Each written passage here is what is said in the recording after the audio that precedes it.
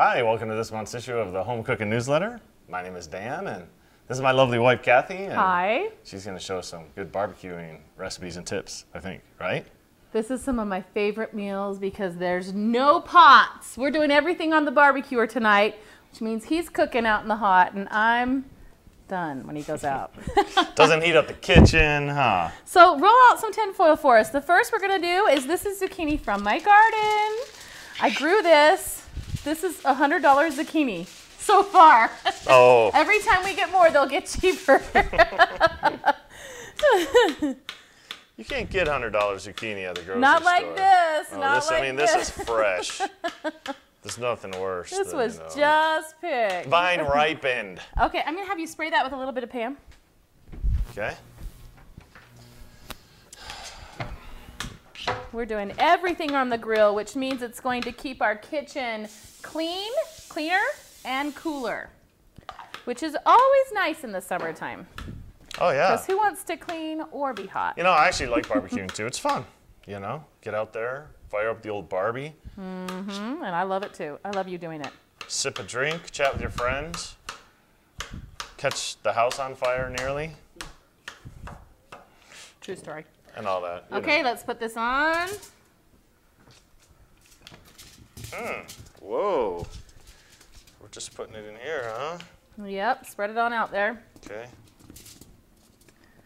And I'm going to put a little bit of butter on it. Just like 4 or 5 pats.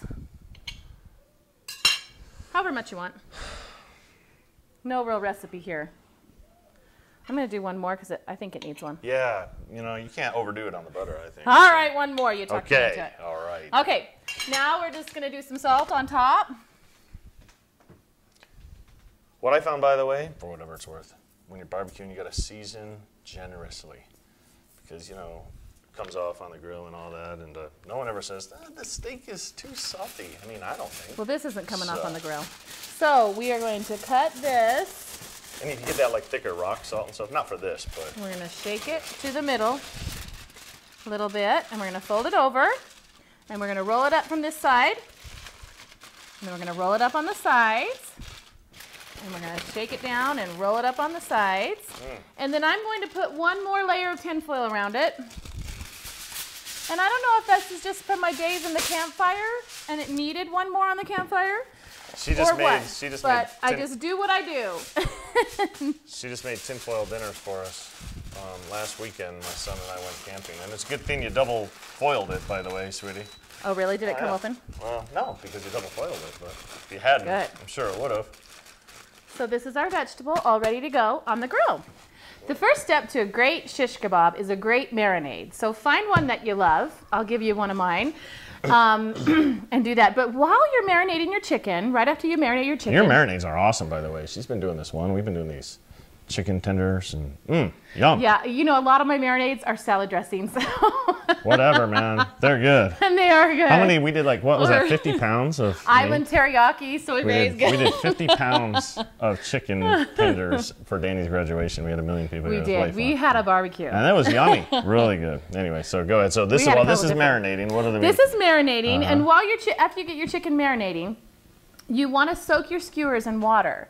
Now this will help to keep them from catching on fire on the grill. Oh, nice. But this marinade, and I'll put it in there for you, it's very simple, but I think it's delicious for these particular shish kebabs.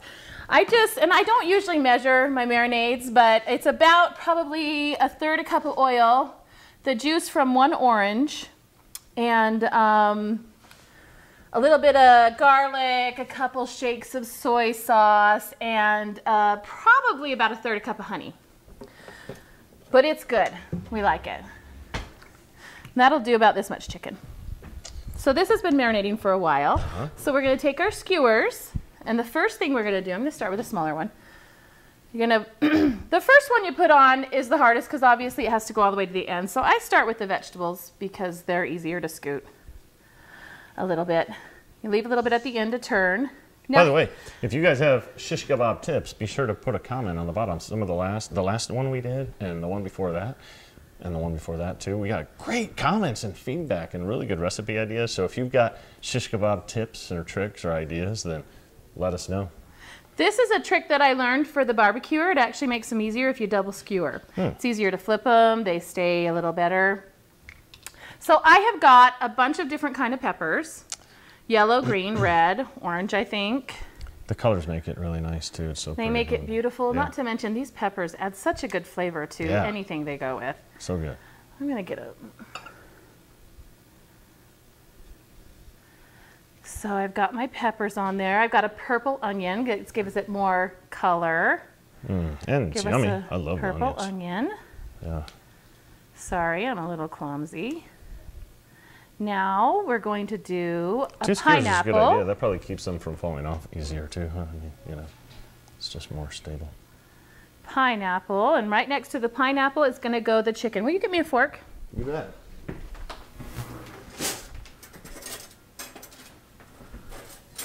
Thank you.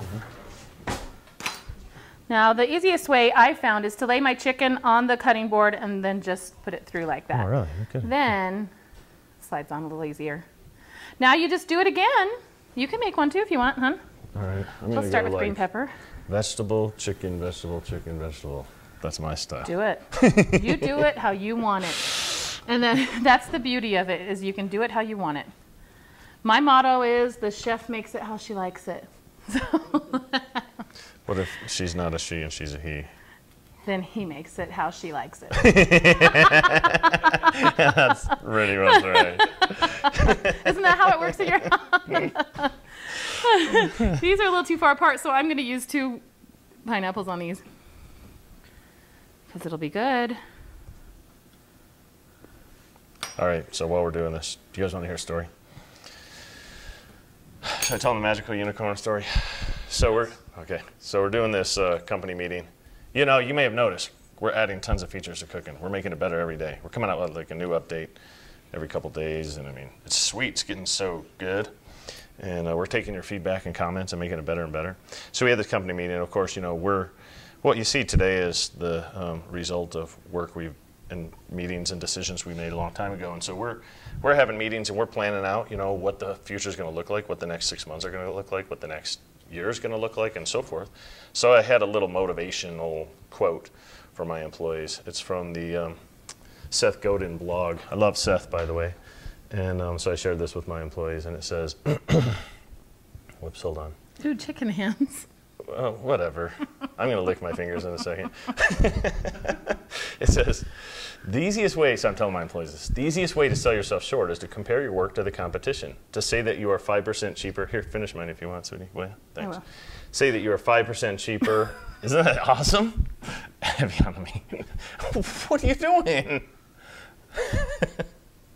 Well, some of them I didn't make as shish kebabs. Some of them I made as just regular things to put on the grill. Those are actually a little big to put on your shish kebab. I thought they were a little big, but I was like, that's what I'm talking about. Just so you know, I would cut mine into square 1-inch pieces. Okay, so, you know what, start over then with that one, why don't you? Okay, here's a quote, ready? The easiest way to sell yourself short is to compare your work to the competition, to say that you are 5% cheaper or have 1 or 2 features that stand out. This is a formula for slightly better mediocrity. The goal ought to be to compare yourself not to the best your peers or the competition has managed to get through a committee or down on paper, but to an unattainable magical unicorn. Compared to that, how are you doing? That's what I shared with my employees, and you know, had this motivational thing about the magical unicorn. And so they got me this shirt, Not Afraid to Believe.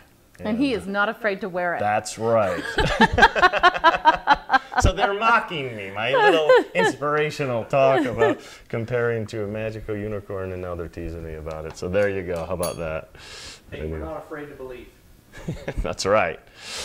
No, actually, we have a great team, and they aren't afraid to believe. They're doing an outstanding job, and we're, like I said, making cooking better and better, and we've got some amazing new features coming up for you guys. So we'd love your feedback on that too. Let us know what you like, what you don't like, and mostly what you like, though. Just joking. No, and then, yeah, we'll add those features, you know, and together we can make cooking even better. And our highest priority, we're adding a lot of features to cooking. Our highest priority, though, is, of course, is finishing the mobile apps and finishing the sync service. That's going to be really cool, by the way. Even if you don't have a mobile app, you can sync from one desktop or your laptop computer to your other desktop computer in your house, or from your Mac to your PC and so forth. And it'll serve to back up your data as well. And in addition to all that, of course, it'll synchronize with your mobile devices. And that's coming along well. It's obviously taken longer than we expected, but it's our highest priority. And it's moving right along. It's going to be pretty exciting. I'm going to be nagging them like crazy because I want those apps. I actually already have been. I'm working for you. So those are looking good. See, they're beautiful and they're nice and they're fun. And you know what? The kids like to do, you could do a whole shish kebab dinner for them. You could spear your veggies, spear your fruit, and serve a shish kebab, and it's very fun for them. So now, you're on, and I'm going to wash my hands. You're washing your hands literally of the rest. I'm washing my hands of it.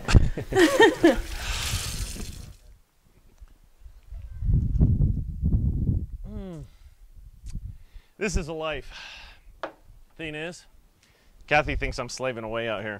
Truth is, barbecuing couldn't be easier or funner.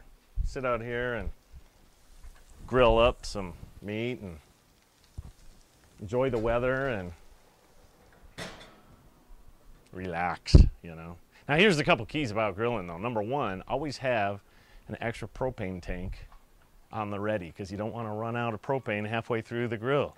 We just went to some friend's house last night and that happened. Number two, never leave your post. You know, you step in for a second, you get distracted, your wife says, oh, hurry, go get this, and then before you know it, you go, oh no, the grill, you see smoke billowing out, you know. I'm speaking from experience here. The other thing is, what I like to do is turn the heat up real high, like on the high setting, to get the grill temperature real high, and then right when you put the meat on, turn it down to low. And that way the meat will get the nice crisscross grill pattern on it, because the grill is going to be super hot. And then what you want to do is just kind of make sure, you know, on the low setting it's going to cook all the way through. And then pretty much enjoy it and have a fun time. So there you go. We got the, yeah, I'll open this again. So we've got the vegetables cooking here. I can hear them sizzling. I don't know if you can hear that. Can you hear that? Oh yeah, baby. And our shish kebab's cooking away here.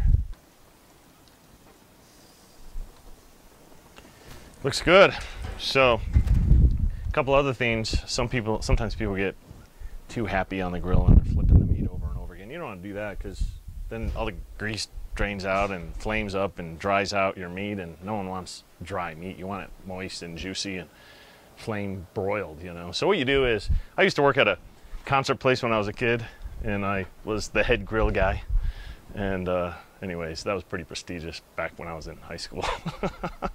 But I did get pretty good at grilling. And anyways, what you want to do is wait till like your hamburger patties start to get all juicy on top, you know. Wait till they're good and cooked, and then just flip them one time, and then wait, and then pull them. But don't sit there and try not to cut it open to see if it's done. If you can, use a meat thermometer. But I mean, I read that in one of the cooking cookbooks that we sell. I've never used a meat thermometer. Usually you can just tell if it's done, and if it's not, we'll sometimes go throw it back on. If Kathy kind of likes her meat well done, and so but I don't know, I can just tell. You could just usually tell if it's done, and you don't want to overcook your steaks either, so it just takes practice, I guess. But you know, you can cut it open, but to the extent that you cut it open, you know, it's going to dry it out, because the juices are going to come out of the meat and everything else, and you want it juicy. That's why you want your temperature real hot too to start.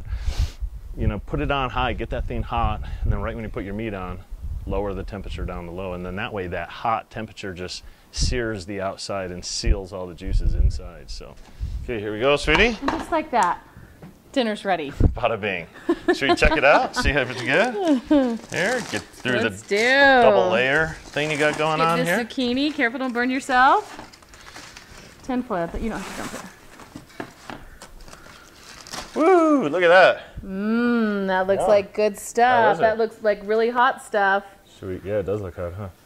Look at that with this shish kebab right here. Hold on, don't let me get in your way. Look at that. Doesn't that look good? There we go. Yum. Delicious, huh? It smells amazing. And it's so beautiful with the colors and everything else. And so, yeah. Let's give this a try, shall we? Go ahead. You go ahead.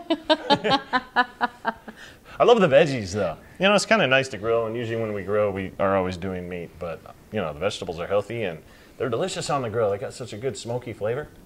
And we didn't mess a pot. I'm just going to throw this whole tin foil away when we're done with it. That zucchini's fantastic, Isn't it, honey. though? Thank you. It was your garden, sweetie. It was from your garden. I know, I agree that. So have a great time grilling this summer, and let us know if you have any other great recipes to share with us. Yeah. See you next time. Okay, the first step for a good shish kebab is you're going to marinate your chicken. While you marinate your chicken... You totally threw me.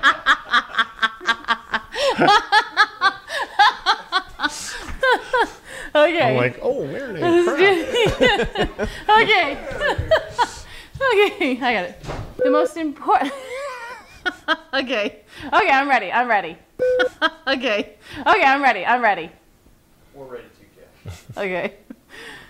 The first step we're going to do for our chicken... I'm ready. Can I cut? Okay, cut. I don't know why I'm struggling with this. Okay. The first step to making great shish kebabs is to soak your skewers. Oh, we're doing soak skewers now. I'm sorry. I'm sorry, guys. This is like take number 10. I dropped the ball. I thought that was the line. You just gotta hang with me. Go with it, whatever I... Okay, whatever comes out. I'm ready. Okay.